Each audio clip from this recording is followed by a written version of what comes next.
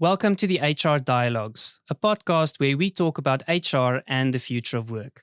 Today, we will be talking about ESG and sustainability, and more importantly, what is our role as HR professionals in driving the ESG agenda within the organization. My guest today, Sakshi Bansal, is a business psychologist working in the social impact space, and she shares her stories of how we can make ESG real and relevant within organizations, while also giving a very practical overview of the current challenges that we face from a systemic point of view. Welcome to the HR Dialogues, where we learn from people practitioners as they navigate the emerging world of work. Thank you so much for having me. It's quite exciting. I think there's some really interesting insights that we can surface today, really about sustainability and what that means for HR professionals. And I think to kickstart us, let's maybe get to know you slightly better before I lead us into the topic. And I'd love to ask you, what's a piece of advice that has stuck with you in your career to date? And give us a little bit of an overview of who is Sakshi and what do you do and what makes you passionate about sustainability? Maybe I'll start with who is Sakshi, and then I think the advice will become quite apparent. So I am Sakshi Bansal. I'm originally from India. And my background is, I think I describe it as a squiggly career. It's one of those which didn't follow a path. I started my career with a social service project that I started when I was 16. And that was called Project Leap. I still run the project, and we have 300 volunteers. And we basically are all about providing equal education opportunities to everybody. So we started by educating 1,600 underprivileged families in New Delhi in India. And during COVID, we actually expanded to Nepal, Sri Lanka, Pan Africa, Pakistan, New Zealand, and so many other places. So it's been 10 years of running this social service project with incredible impact. But like I said, it's a squiggly career. And at that point, obviously being in high school and running a social service startup wasn't enough. So I also joined a tech startup as a co-founder. And the startup was about artificial intelligence in hospitality industry. We were providing billing, tilling systems and digital menus before COVID. Obviously a bunch of early teenagers trying to run a business with 13 employees at that time, on the back of our dad's van. We sold the startup. I moved to the UK, and I've been doing a lot of leadership development, capability assessment in my early careers as an occupational psychologist, which is another big twist in the story. And then I ventured into the brilliant field of ESG. I'm doing, private equity investments advisory as a psychologist in practice, which is great. I love it. And then over the years, a few other things have happened, such as working with the UN on various missions, working on various different research projects in Australia, in Berlin. Piece of advice that I got was listen to yourself. And I think I took it really seriously because I have always listened to what I think is the right thing to do. And I think it's allowed me to push my career in a direction that I want to take it into, that aligns with my purpose. So it never really makes me feel like I'm lost, It's because I've been making those decisions myself and becoming very self-aware in the process of, listening to myself. So I've enjoyed that. Yeah. I think the squiggly career that you've described, I think there's definitely, a lot of lessons to take out of that, with a very strong undertone of, work that matters to you and work that's interesting to you and work that makes a difference.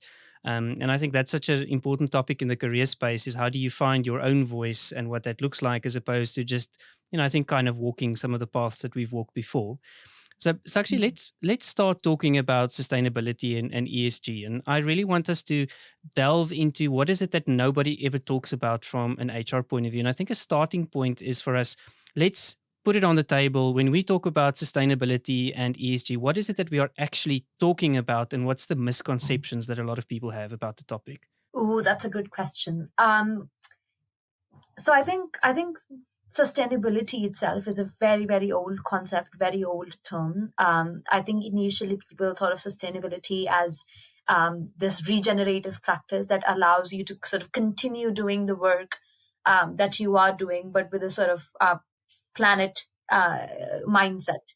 I think from that there was this understanding of planetary boundaries that was developed, which is understanding that our planet has certain limits and boundaries that you cannot uh, transgress. And once you do that, there are certain risks that are posed to the environment, to the climate, to the habitat as we know it.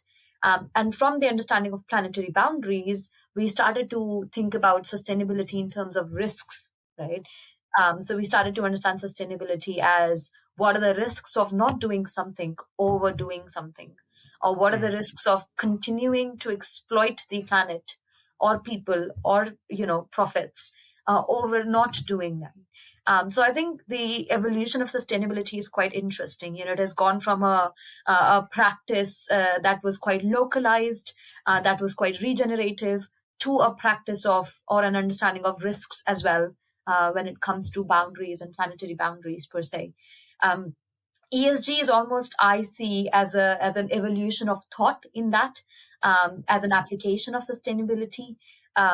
So I see ESG as this investor principle. Essentially, investors with billions of trillions of dollars of money try to invest their money in different parts, in different assets, as we call them, across the world. And ESG is a principle that allows them to see whether or not their investments will be profitable or not. Now, ESG obviously is environment, social governance. And why it matters today is because I think somewhere in the history, which is in the last 10 years or so, there was an unprecedented relationship between consumers and investors. Yeah. mm, So consumers have always dictated market forces, supply, demand, pricing, etc. But they have always done it to an extent where that could be absorbed by the management of an organization, where they would make retrospective or reactive decisions based on these consumer forces. What we are now seeing is consumer forces and consumer behavior, consumer choice is so high, so unprecedented in terms of changing an economy, changing the market, that it has led to direct impact and relationship, direct impact and influence, in that the investor is now basing decisions on customer preferences, choices, behaviors, thoughts, and patterns.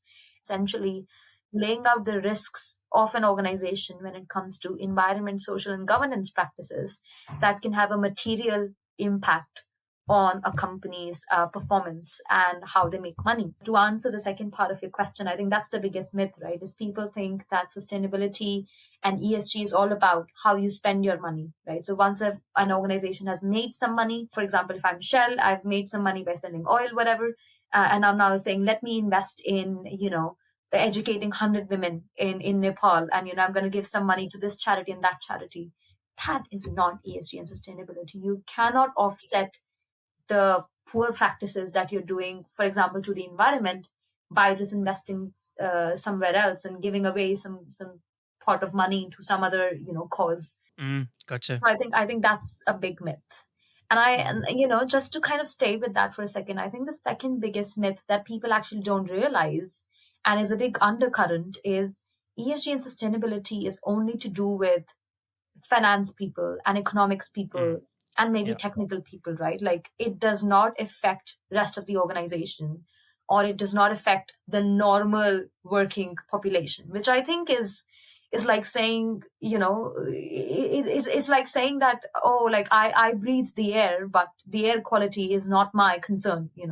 It's not possible. If you are living in this world, then sustainability is your concern. It concerns you, your business, your activity, your job description. I want to build on that for a moment, Sakshi, because I think there's a couple of really important points that you've made that I think, especially viewing this through the lens of HR, becomes an important kind of segue for us into the next part of my question. And the first one is, I think we are way beyond the period of time where sustainability is a nice to have concept on the one side. I think to your point that it's evolved a lot more as a business and an environmental and a social practice that needs to be ingrained into the organization. I think we have seen some shifts there from an HR point of view about HR becoming a lot more involved in things like, and I used to sit on a sustainability committee, for example. I think the challenge there has been a little bit around, but what is the role there of HR about ingraining that into the culture of the organization? Because to your point, there's shared accountability for, ESG related matters within an organization. It's not only about being attractive to investors. It's not only about giving back to communities. It's much more, in my view at least, a way of life within an organization that we have to adopt that starts being ingrained into the culture, the practices, the way the organization makes decisions and what they put in place. So I want to come a little bit closer towards HR, and I'll play devil's advocate for a moment, right? And say, I think in a lot of organizations, HR sometimes gets the portfolios where people don't quite know what to do with it. So, yes, I think a lot of work has been done in the finance investor relations domain. And then, we know we need to do something internally, and then that falls on the lap of HR. If I'm a CHRO, I need to get involved in this topic. What is actually my contribution towards this conversation? I love what you said there about ESG being a way of life. Absolutely. It's the way of life, and not just how you operate, but also how you assess your impact as an organization, and how you choose to do business with other organizations, right? So your subsidiaries, your contractors, your subcontractors, your supply chain, how you're looking at building up a supply chain should also be almost governed by ESG principles, which I think makes it even more important and critical for a business. I think in terms of HR, then specifically, so if you look at the S, and I'm going to start with the very obvious. If you look at the S, and S in the ESG suffers from the middle child syndrome. It's never really got the attention it deserves, and it Yeah. feels a bit broken. And even by indexes such as MSCI and GRI, which are supposed to sort of lead the way, we see that S isn't nearly as full as your E. So the understanding of the S is still building up, right? But some of the things that we do measure under the S include grievance mechanisms, right? Your diversity inclusion, social management. It includes human rights. It includes labor standards, unions, harassment, violence. All these kind of issues that we put under class under social. Um, I think what has happened in the past is you've got your economists and finance and all these people uh, conducting risk assessments in ESG. And they've sort of painted ES and the G with the same brush, right? So they've taken their technical capability, applied it to environment, and then the same technical capability has been applied to the S.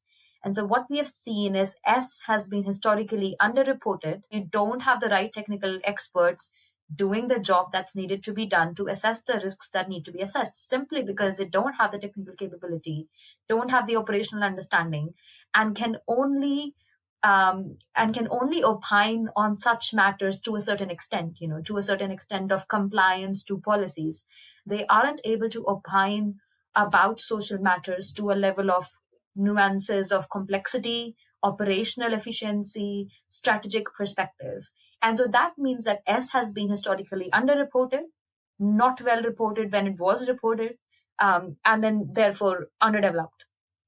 So I think that's a huge opportunity, right? Because all of these things that I just listed to you that sit under the S are essentially things that a CHRO would oversee in an organization, in terms of the grievance mechanism and how that's been set up and who uses it and how many people use it, and the ease of using that and the issues. So I think having that operational lens, and that strategic lens on these issues gives you the expertise to be able to opine on the risks on when these processes aren't correctly set up, or when the strategies haven't been made in advance to prepare a business, for setting up to excel or to achieve their business plan. So I think that's the obvious one, is providing expertise on your S. I think then you come on to the G, which is a second most obvious one, as I would call it, and G is essentially your governance, and that involves your procedural governance and your operational governance. So assessing, how the organization is being set up, your organizational structure, etc. Again, something that a CHRO would have a view on. And their various sort of team would have a view on, and how the departments and functions are set up in an organization and how they're reported into and what works and doesn't work. I think especially understanding that when organizations go from a 15-person company to a 50 to a 100 to a 500, there are step changes in an organization that needs to reflect in your recruitment strategy, in your people strategy, in your governance strategy. And these are things that we historically have seen that technical leaders, as great as they are, you know, aren't able to build a strategy for, right? You can't expect your CTOs and CEOs to have the intrinsic know-how to build such large HR processes. Um, and we have seen that, you know, when you leave CTOs and CEOs to build such processes, how that goes. Yeah, what Um, happens? exactly right. So I think this is very obvious and very clear. I think finally on the environment side, right, where most of the efforts are currently being made and where most of the money is being spent at the moment is assessing environment related risks. What we have seen in the last few years is, yes, a lot of personnel and skills and expertise has gone into assessing the environment. And I wouldn't say that CHROs start doing that, because again, it's the matter of expertise, right? But what we have seen is, when somebody opines on the credibility of an environment process, for example, decarbonization process for a company, which is very, very key, um, what we are missing out on in the risk assessment is whether or not the people will accept it in the business, and whether or not the people have the capability to then actually legitimize the plan and carry out the plan and do the implementation and do the delivery of that, for example, decarbonization plan in the organization. So to actually see your environmental related efforts come to fruition, you do need experts who are able to opine on the understanding of culture, behavior, people implementation, people capability. And that gives you a big, a bit more holistic picture. It depends on what gets attention, right? And very often the certain topics in this domain is sexier to talk about and it's a lot more sensational, right? Whereas I do think a lot of the on the governance side, a lot of the equity type of work is really important from an HR point of view, assessing the risks around that. But I also think around, labor practices. We've seen a whole bunch of organizations run really into trouble when they start operating across different geographies around what is the definition of fairness and equity, and what is the human rights stance that they take within an organization. So I think there's a critical key role that I can almost say, which is for me, to your point, is a natural kind of flow into the HR environment.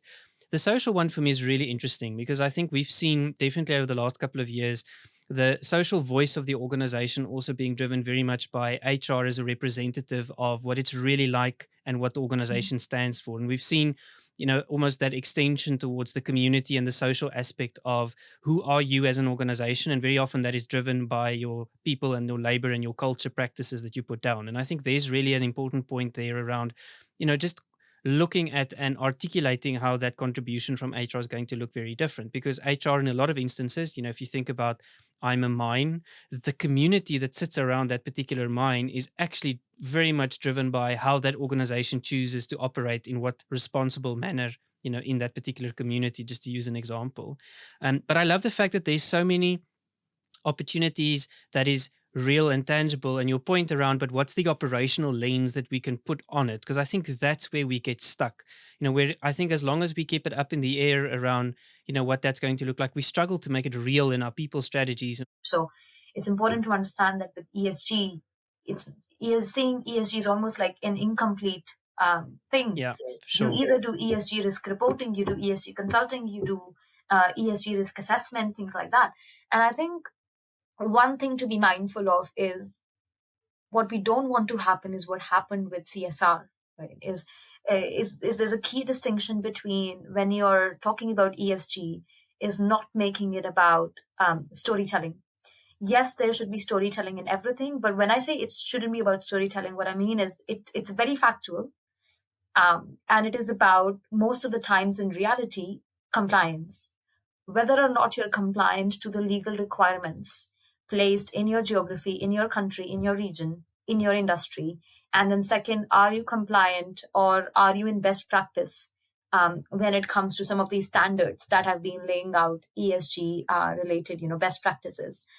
So I think essentially it boils down to that. And I think if CHROs are wanting to be a bit, finding their voice when it comes to ESG, being a bit more vocal, instrumental about it, I think it's really a good opportunity to differentiate ourselves by doing that in a sense of transparency, in a sense of factual reporting, in a sense of really saying this is not about how we are.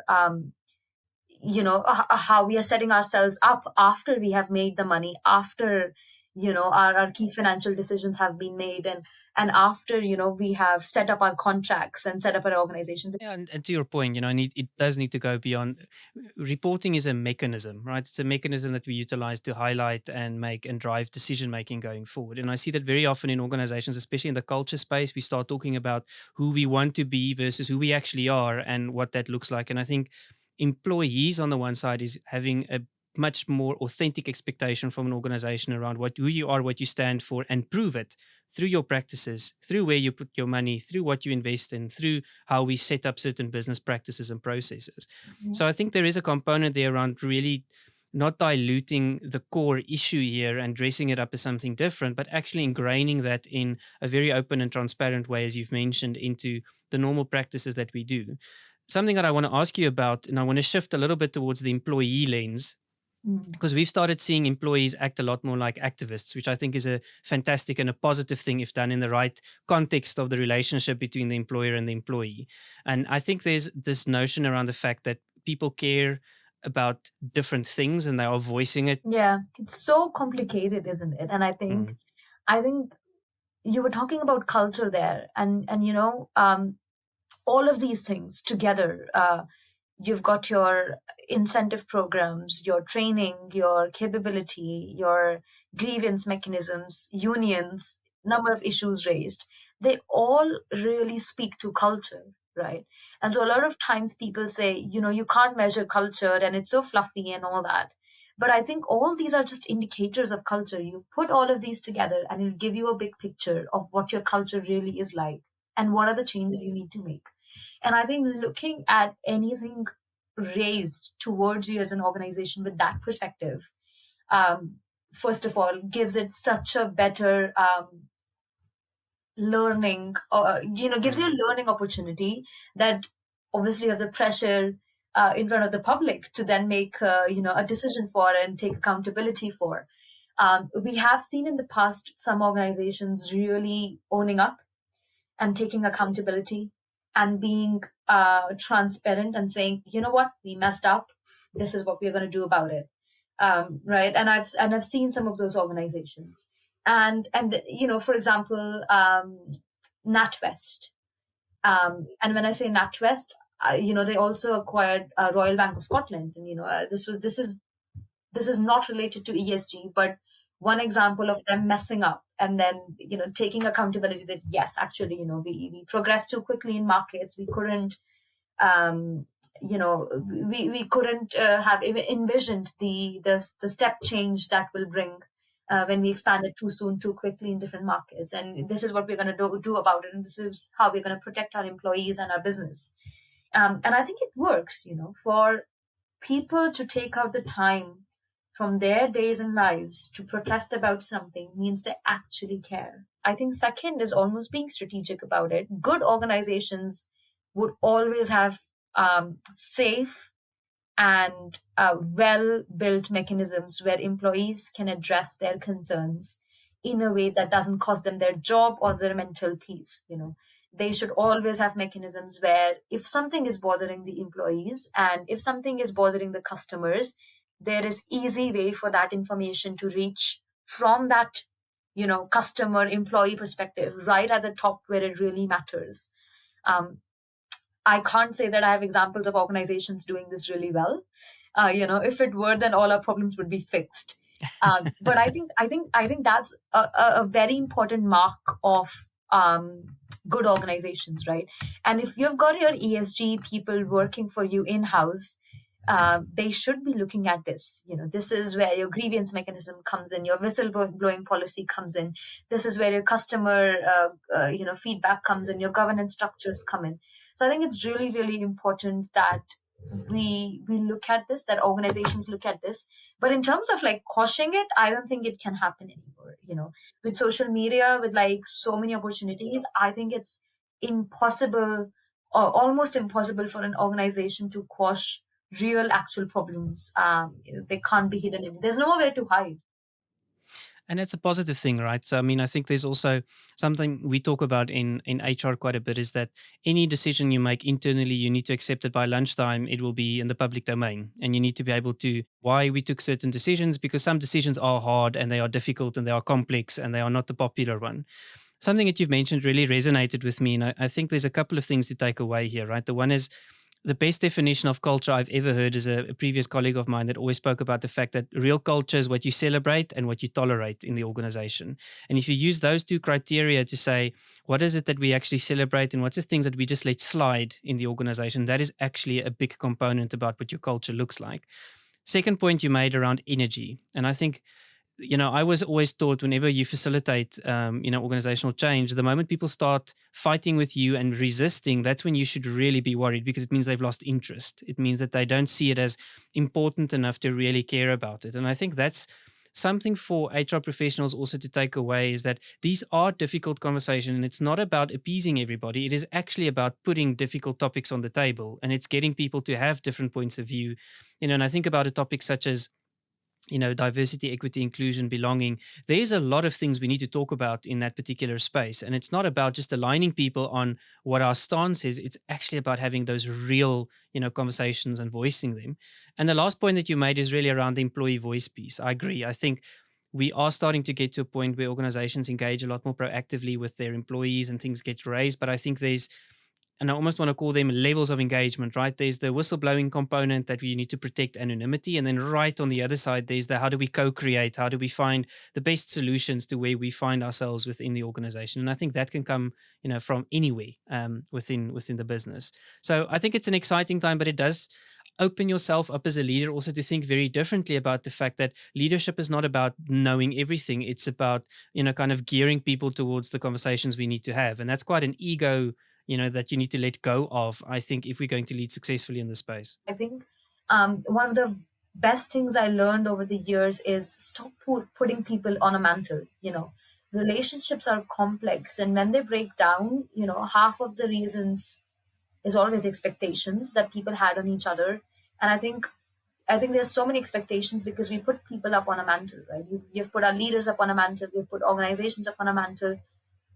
They're made of humans, and humans are going to make mistakes, right? And what people don't realize is sustainability and ESG is always going to be a trade-off. It's never going to be that we've got an organization where it's everything is perfect. It's impossible. It's going to be a trade-off, and leaders are making decisions every day on what they're going to tolerate and what they're going to celebrate, right? And it's exactly that, is knowing what is the thought process behind those decisions and making it a bit more transparent. That's really what we are all fighting for at this moment. I do have to say one thing though, that you brought up diversity inclusion, and obviously it's a topic very close to my heart, not only because I'm a psychologist who has worked in the space for so long, but also because um, just the sheer amount of people I've seen in the UK over the years um, come into the country and work as an expat and share their experiences, and I've seen those experiences go from good to bad to worse to better to really good, and the spectrum is huge. And what I've started to kind of realize is we advocated for diversity inclusion really well. Uh, there's a long way to go, but we are doing our jobs, and every day there's more and more awareness, and there's more and more diverse candidates and diverse colleagues, and things are getting better slowly. But we did not take into account that the systems processes that we have set up aren't made to celebrate diverse populations in the workplace, right? So the knowledge management systems, the information management systems, the KPIs, the performance appraisal systems, they aren't meant or created in the first place for diverse populations, and their skill sets and their experiences to be celebrated, to be put in the forefront. I think these systems still kind of accept one way of thinking as the right way of thinking. They still appreciate, recognize, and reward a certain way of doing things, a certain style of talking, a certain style of, communicating. And I think that is really a shame. That's really a big loss, because we see equal number of diverse colleagues leave and not have good experiences and not enjoy the working culture, and not find the opportunities that they're supposed to find. And I think a big part of that is the systems, and the guardians of those systems are our HR individuals. Of course, there are managers and there are business leaders, but they're also our HR friends and colleagues. So I think it's really really important to think about those systems and reinvent them, and not be shy of reinventing the wheel this time, because this is a wheel that is worth reinventing from a diversity inclusion perspective. So how do you go back and break down the traditional systems and barriers towards real inclusion? And I think that's something to bear in mind, especially in the practices that sit within the HR domain. Where you source people from, how you grow people through the organization. So I think there's a lot of work there, definitely for us to do. And these things are all connected, right? I mean, they don't stand within isolation. Sakshi, we need to start wrapping up, and I've got a final question for you. What advice can you give to an HR professional, regardless of what level, wanting to get into this space, or at least wanting to get a practical starting point to say, I know this is important. I've listened to you today. How do I get started? I would really recommend reading MSCI, GRI, TCFD, and ILO. I think once you've done this bit of initial hard work, and Mm, honestly, for me, when I got into it, first month I was like, what is this? I really don't get it. And then suddenly it clicks, because it will. It is plain and simple how a business makes money. That's it. mm, And I think if you know your standards really well, these MSCI GRI standards, as we call them, um, you will get a grasp of it very quickly. And I think then it is really about finding organization opportunities in your organizations or outside, where there's a real need for ESG expertise, particularly. I'm always happy to chat to people. I think it's such an important part where psychologists, where HR professionals, sociologists, anthropologists need to get involved, get our social sciences in, so I'm always happy to chat. Thank you for also your generosity, I think, to share your wisdom and your knowledge with everyone. It's actually a couple of key things I'm taking out of our conversation that really stood out for me. I think I love the fact that you spoke about, ESG in simple terms. You spoke about it that it's about how you do business and how your business makes money, and are you doing that in a responsible manner. Love the fact that we spoke about how the field has evolved, and definitely the focus through an HR lens on, equity, equality, inclusion, and what that could look like. And that's where we need to start. We need to start with the things that we know well, and then really grow it from there. Love the fact that the conversation led us a little bit towards, but what does that also mean with your employee as what they care about, and how that leads us towards thinking about culture in a very different way, and how it starts actually ingraining it into the DNA of the organization. If we're really going to be an organization that cares authentically about ESG, where can people find you, and how can they kind of see also some of the great work that you're doing with Project Leap? Oh, absolutely. So I've got my website for Project Leap. It's very simple, www.theprojectleap.org. I've got my own website, sakshibansal.com. So easy to reach me. And I am a bit of a LinkedIn nerd anyway. So LinkedIn, always. I check that first thing in the morning, last thing at night. I will get back to you. Perfect. Sakshi, thank you very much. Lovely to have you. And thank you so much for a wonderful conversation. Much appreciated. We'll catch up Thank soon. you. Thank you so much.